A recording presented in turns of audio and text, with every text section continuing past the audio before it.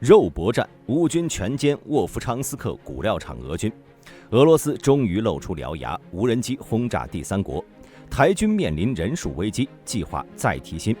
美国开发新型导弹防御系统，专打高超音速武器。官方证实发生第三类接触 ，F-22在加拿大击落了一架 UFO。片尾小故事：美国一男子酒驾追尾美军黑鹰直升机。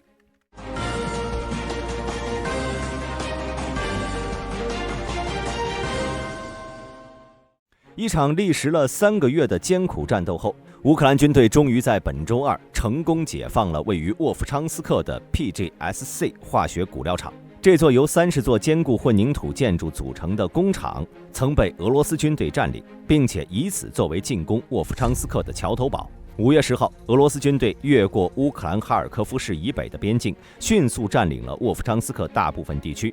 1个月后，他们占领了骨料厂。这个工厂原本可以作为他们向南推进的基地，然而乌克兰军队在工厂外建立了防线，并且发起反击，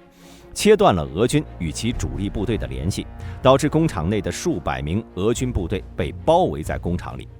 之后呢，俄军数次尝试解救被困骨料厂的俄军，但最终都失败了，只能通过空投补给的方式为其中的俄军续命。然而乌军也动用滑翔炸弹，不断地轰炸该区域。历经3个月的战斗，骨料厂俄军已经疲惫不堪，乌军认为时机已经到来。9月24号，乌克兰情报局的突击队员对骨料厂发起了总攻，他们在密集的建筑环境中与敌人进行了近距离的战斗，甚至发生了肉搏战。战斗初期，有数百名俄罗斯士兵分布在30座建筑物中。尽管他们得到了炮兵的火力支援和无人机运送的补给，但乌克兰军队通过轰炸、无人机骚扰和狙击手的持续攻击，逐渐削弱了他们的抵抗力。更不幸的是，由于俄军的信息远远落后于实际情况，经常出现俄军火炮误击友军的情况。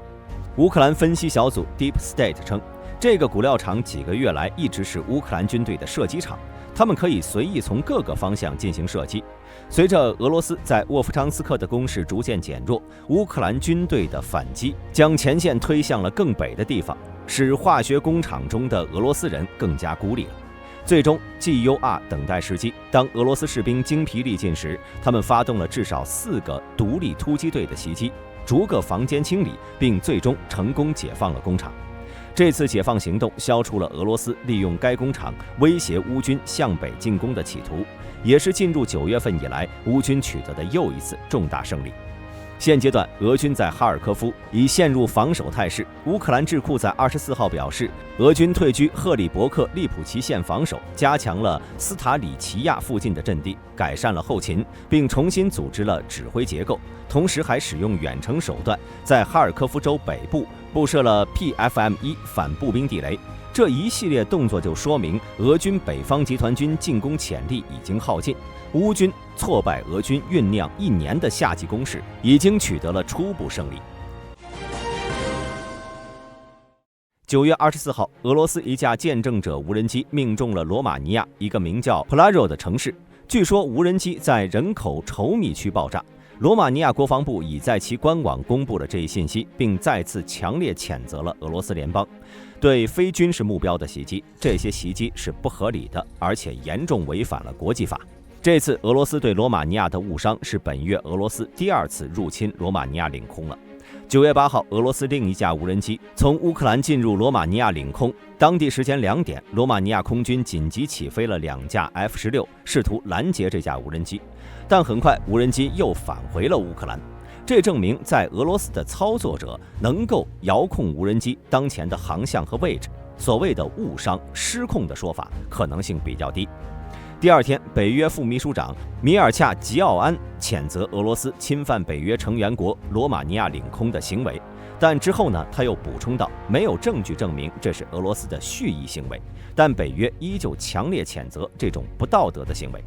和罗马尼亚相同，俄罗斯的无人机也如同蚊子、苍蝇一样，经常不请自来地侵犯波兰领空。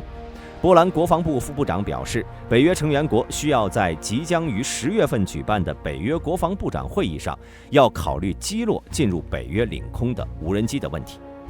看到如此熟悉的一幕，大兵不由得想起1919年签订的凡尔赛条约，德国不得在莱茵以西以东50公里的范围驻军。然而，为了试探英法的态度，依旧决定驻兵莱茵，即便当时德国完全不是英法的对手。如果当时法军有任何动向，希特勒都会立刻退兵。然而，当时的法国却认为还没有做好和德国开战的准备，而选择了默许希特勒的行为。这一决定极大地壮大了希特勒的野心，也让二战德国之后的一系列军事行动更加肆无忌惮。回到现在，俄罗斯数十万大军不仅在另一个主权国家领土上进行所谓的军事行动，还利用无人机入侵北约成员国的领空，而北约对此的回应甚至还不如100多年前，还没有做好准备，而是由于没有证据证明俄罗斯是故意的，而强烈谴责这种不道德的行为。大兵不得不感慨，此时此刻恰如彼时彼刻。台湾立法机构副负责人江启臣今天透露，根据最新预算分析，预计明年台军的志愿役人员数量将呈现下降趋势，截止今年年中已经降到了152885人，为近5年来的最低点。此外，部分部队的实际人数甚至未达到编制的80%。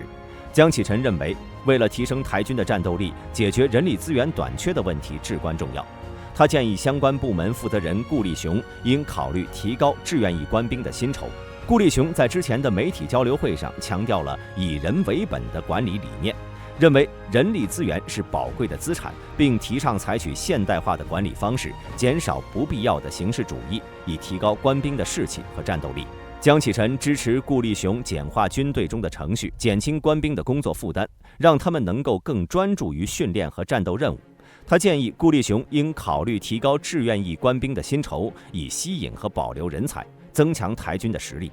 应该考虑到台军与私营企业在人才竞争中的优势和劣势，并实质性地提高薪酬待遇。他强调，民众在选择职业时会考虑生计、家庭照顾和工作能力负担等现实问题。目前台军的薪酬待遇并不具有竞争力，工作量大，且在战备调动时离家远，休假不稳定，需要轮班执勤，没有加班费，加班只能补休，慰劳假休不完，也没有补助或者折算，这降低了台军对年轻人的吸引力。他还提到，与当前劳动力市场相比，基本工资的调整将使志愿役2等兵的月薪与市场水平相近。为了提升台军的战斗力，今年开始征集1年期义务役男兵，这是一个非常有力的招募渠道。通过有效的训练课程，不仅可以培养出具有战斗力的士兵，还可以让役男通过在部队中的经验，对军旅文化有所了解，并且产生兴趣。义务役结束后，他们仍愿意到台军更多的单位服役，或者是接受更高阶的专精训练，扩大台军人才库，为台军人才的长期留用找到新的活力。近年来，台湾军队已经经历了数次提薪。据台湾联合报的报道，台湾地区军公教人员今年薪资已经调整了4%，而明年薪资待遇将会进一步提升。这一决定考虑了台湾近年来经济的稳定增长，预计今年的经济增长率为3.94%。同时，台湾行政机构也指示相关部门立刻启动明年的军公教员工待遇的调整机制。此外，台军的义务兵役期将从2024年1月1号起恢复为1年，征集2005年1月1号以后出生的成年男性。这次调整还包括薪资的增加，义务兵役2兵的实领薪资从目前的6510元新台币调整至20320元新台币，包括新额10130元和专业加给的10190元。台湾军方还宣布，将有包括地狱、飞弹修护、海勤、战航管、空降特战及空投部队、特种勤务队及特种勤务中队等6项特殊加给。台劳务部门也决定，从2024年1月1号起，每月基本工资将调整为2.747万元新台币，每小时基本工资调整为183元新台币，调幅约为4.05%。这一调整反映了实际生活成本的变化，并预计将有约239.31万人受益。各位认为，台军各种待遇提升能否挽救人力紧缺的危机呢？台湾年轻人不愿意留在军队的真正原因到底是什么？也欢迎各位在评论区留言讨论。9月25号，诺斯罗普格鲁曼公司被选为继续推进滑翔阶段拦截器的开发工作。这是一种新型导弹防御系统，其设计专用在高超音速武器的滑翔阶段进行拦截。这项目计划是美日两国的合作项目，由美国导弹防御局主导。根据该局声明，相关工作将在现有的其他交易协议框架下继续进行。美国导弹防御局局长希斯·克林斯中将表示，今天的决定标志着我们在高超音速滑翔阶段防御方面迈出了重要一步。他补充说，我对我们的团队，包括我们的行业伙伴，为实现这一目标所做的辛勤工作感到非常自豪。同时，我们也很荣幸能与日本合作，共同推进这一关键的反高超音速能力。此前，洛克希德马丁公司被淘汰，雷神和诺格两家公司在2022年6月获得了开发 GPI 的合同。这种武器系统在2023年4月开始进入技术开发阶段，计划从美国海军的宙斯盾弹道导弹防御驱逐舰和陆上宙斯盾系统发射。诺斯罗普格鲁曼公司在声明中提到， GPI 项目下一阶段的开发将包括4个关键目标：完善 GPI 的初步设计，展示系统性能，进行飞行实验，并运用数字工程技术整合整个 GPI 项目，以加快设计流程，更快速高效地开发拦截器能力。RTX 公司的发言人表示，公司依然致力于支持美国导弹防御局，将全力确保 GPI 在2029年底前具备初始作战能力，并于2032年前全面投入使用，在2040年前至少交付24套 GPI 系统。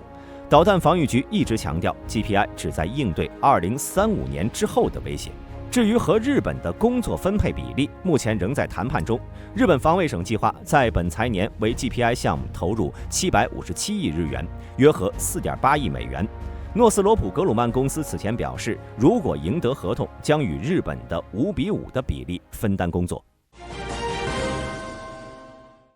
近日，加拿大国防部首次向公众展示了2023年2月在育空地区上空被美军 F-22战斗机击落的不明飞行物 UAP 的照片。UAP 即不明空中现象，是现在用来替代 UFO 的官方术语。